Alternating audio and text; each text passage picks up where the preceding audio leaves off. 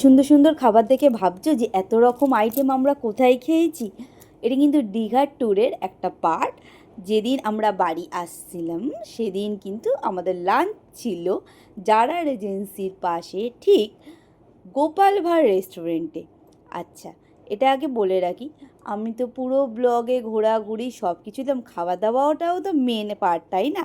তাই এই গোপাল ভাঁড় রেস্টুরেন্টে যারা যারা ট্রাই করে তারা একবার গিয়ে দেখতে পারে। আজ তো সামনে একটা গোপাল ভাঁড় দাঁড়িয়ে আছে জলজ্যান্ত। না না, সত্যি করেন না, মূর্তি দাঁড় করানো, যাদের চিনতে অসুবিধা হবে অফকোর্স এই মূর্তিটা দেখে তো বুঝতেই পেরে যাবে গোপাল ভাঁড় রেস্টুরেন্ট। ওপরে বড় করে লেখা আছে গোপাল ভাঁড় রান্নাঘর। আর খাবার জাস্ট অপূর্ব। ভেতরটা আগে দেখাই তোমাদেরকে। ভেতরটা ছিল খুব সুন্দর, এসি দেওয়া।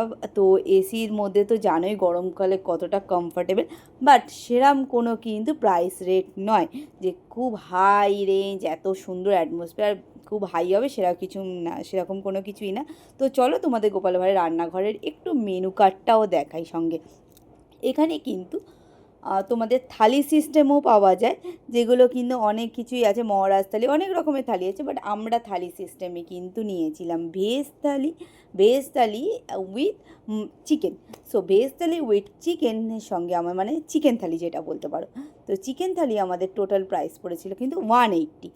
বাট এছাড়াও তোমরা ভেজ থালি ছাড়াও তোমরা কিন্তু মাটন থালি নিতে পারো, পমফ্রেট থালি নিতে পারো, পনির থালি নিতে পারো, অনেক কিছু আছে। ইভেন এখানে ডেজার্টগুলোও কিন্তু খুব সুন্দর সুন্দর, মিষ্টি দই থেকে শুরু করে রসগোল্লা নানান রকম।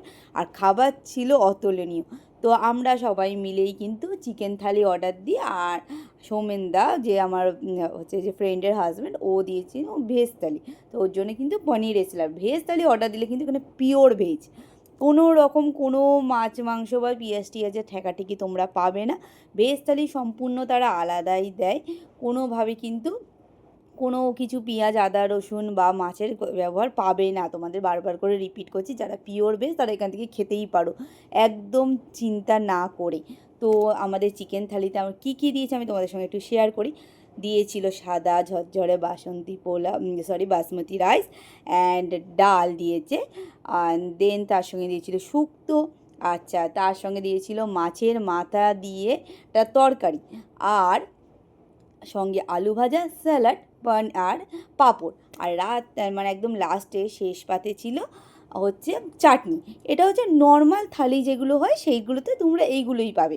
আর যেহেতু আমরা এক্সট্রা সঙ্গে চিকেন নিয়েছিলাম, তার সঙ্গে কিন্তু এরকম 4টে বড় বড় পিস করে চিকেন। আর জাস্ট অপূর্ব খেতে হয়েছিল। চিকেনটা সত্যিই মারাত্মক সুন্দর।